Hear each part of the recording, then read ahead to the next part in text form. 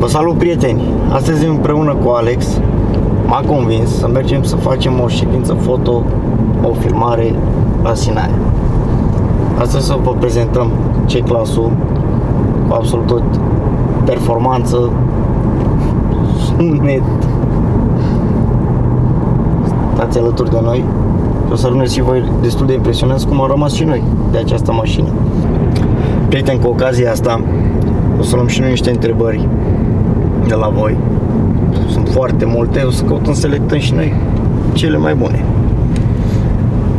Bă, sper să nu fie întrebări ciudate. Dar la picante. O să caut să răspund la fiecare cum pot, de bine, cum pot de mult. Limita bunului simț, logic. Fii atent. Modul meu preferat de condus în mașina asta. Care era? Eco. Și spun și de ce. Că s-a făcut benzina 10 lei, nu?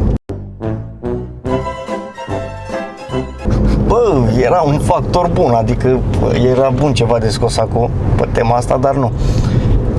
Pe Eco, mi se pare că nu mai ține așa turată ca pe confort. Chiar pe confort o ține un pic turată. Și nu o spun eu și foarte mulți utilizatori de Mercedes. Îmi place, nu știu, mi se pare chiar o idee mai confortabilă. Poate din cauza asta, unde motorul stă exact în zona lui de confort. Uite, mai devreme am făcut puțin sport și acum mergem relax. Un BBS. Chiar arată ca unul. Din foarte multe puncte de vedere. Contra. Acum o să spună lumea că îmi dau o mare mașină. Și nu este mașina mea, este mașina soției. M-am spus-o. Dacă vede Alexandra, mă mor. Și acum să vedem și noi cum se mișcă mașina asta în sport.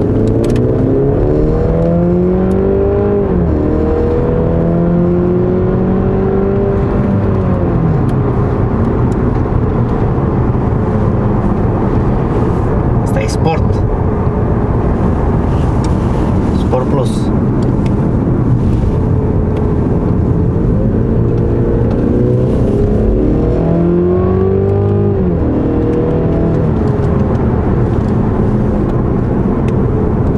Se mișcă bine, îmi place. Și trage.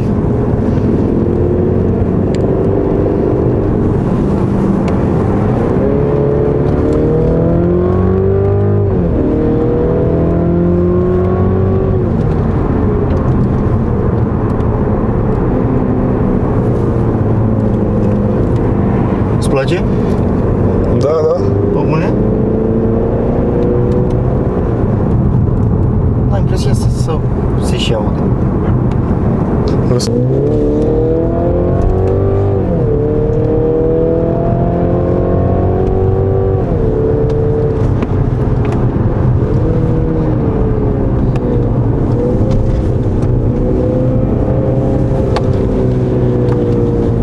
Dar trage ceva. Câți mai spune care? 255 și 400 de newton. Se simt, toți se simt. Uite, mă, că și asta cred că are ceva la motor. Toate mașinile care le am au ceva la motor. De bine să ne înțelegem, nu de rău. 0-100 ai idee în cât timp? Cred că undeva declarat de la 6, eu cred că scot un 5-7 cu el. Încercăm mai încolo? Da. Deci îți dau un exemplu, fii atent. Ce înseamnă motorul ăsta, instant. Ai un...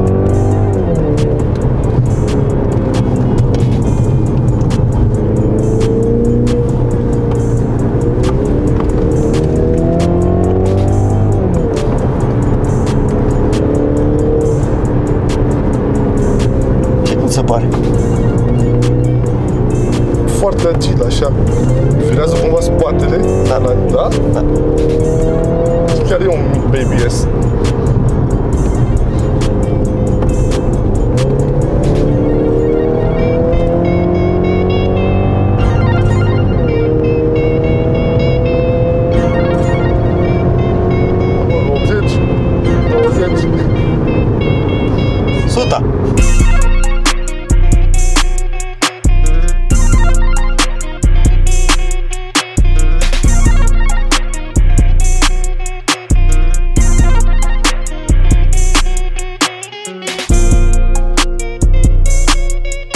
Prieteni, am venit la Castelul Cantacuzino, exact unde s-a filmat Wednesday. Alex a făcut o filmare foarte frumoasă, niște poze foarte reușite. Cu ocazia asta o să stăm la o cafea și o să vă răspund la toate întrebările care mi le-ați adresat. Și acum, prieteni, să vă răspund și eu la întrebările care mi le-ați adresat. Alex, te rog eu frumos să ne prezinți și nouă întrebările. Întreba cineva pe când următorul proiect și ce proiect? Bă, următorul proiect va veni în curând, dar nu pot să spun ce proiect. Stați cu ochii pe canal și o să vedeți. Și mai avem aici cum a fost să faci show-uri, care a fost experiența și de ce nu mai faci? Întrebare bună. Să știi că foarte multă lume mi-a pus întrebarea asta și chiar la un moment dat am fost certat de ce n-am mai făcut show-uri auto. Eu când m-am apucat de treaba cu mașini a fost acum vreo 7 ani jumate, dar niciodată n-am ieșit în mediul online cum am făcut acum, să promovez, să spunem, brandul DAO. Niciodată n-am făcut treaba asta. În schimb, am luat-o de la zero, am făcut show-urile care și le-am prezentat. Foarte greu, o experiență frumoasă, foarte greu să lucrez cu oamenii care au mai multe pretenții decât ar putea oferi ei însăși. Cel mai memorabil show al meu, să spun așa, în mare, este Constanța. Am avut mașini de foarte mulți bani, nu mai știu suma exactă, dar a depășit 1.000.000. O experiență frumoasă, am oferit oamenilor în cadrul evenimentelor care le-am avut o amintire. Eu n-am putut să plătesc sau să fac ceva în afară faptului decât să invit, să facem foarte mult networking și să desfacem niște relații, să închegăm niște relații. N-am putut să ofer mai mult. În schimb, am lăsat o amintire pe YouTube care, după 7 ani jumate de la primul show, oamenii chiar care au participat să uită cu plăcere și eu chiar mă bucură ideea, pentru că fiecare în momentul ăsta avem familii, avem business-uri și multe alte responsabilități. Nu știu dacă toată lumea se va mai ocupa de auto. În schimb, în prezent, acum, pe auto, e foarte mare controversă cu diverse evenimente. Haideți să nu intrăm. Nu vreau să intru în amănunt și în detalii, sincer, nu condamn, am participat și voi participa în România la foarte multe evenimente care pentru mine, să spunem că ar fi de notorietate și care pot schimba niște experiențe, pot comunica cu oamenii, ceva frumos pentru mine, chiar și pentru voi. Asta în funcție de proiectul care va veni în viitor și sper să meargă. Următoarea întrebare. Mai avem aici o întrebare. Ce vrei să faci pe viitor cu acest proiect?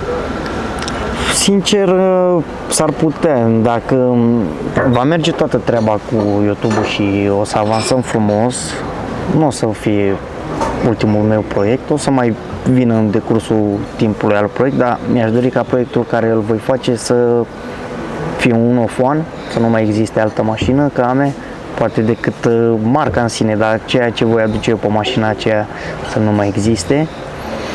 Căuta să particip la cât mai multe evenimente, inclusiv internaționale, dacă se poate și o să am ocazia să particip la vreun eveniment mare de amploare, credeți-mă că acolo voi fi. Caut să aduc un plus mie, un plus proiectului, oamenilor din jurul meu, echipei mele, pentru că nu totul în viață constă în bani, cum foarte multă lume spune, constă în muncă și în reușită. Păi și de ce te-ai apucat tocmai acum? Bă, am omis de foarte mult timp să mă apuc de YouTube, nu știu, cred că la un moment dat, din cauza hate-ului, nu m-am apucat, fiind o persoană vulcanică, și vârsta, am crezut că voi răbufni mai tare și voi face haz de necaz pe platformele astea, poate să și jignesc, de ce nu? Că văd că oricum asta se poartă în România și ești judecat absolut de ceea ce faci. Nu contează că aduci un plus pentru tine, pentru, nu știu, pentru business-ul tău, pentru absolut orice, ești judecat și vei fi judecat totdeauna pentru simplu fapt că ai o mașină și te expui cu ea pe YouTube, TikTok și toate platformele astea, Instagram. Că îți promovezi un business, că îți promovezi o afacere, întotdeauna antreprenorii români, exact, care caut cu adevărat să-mi ofer serviciile, poate am niște servicii foarte bune, foarte ok și caut să le ofer pentru am dobândit ceva în viața mea. Și mi-e altă întrebare. Nu.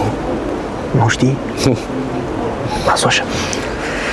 Bun, prieteni, vă mulțumesc mult că ați fost alături de noi și în acest vlog.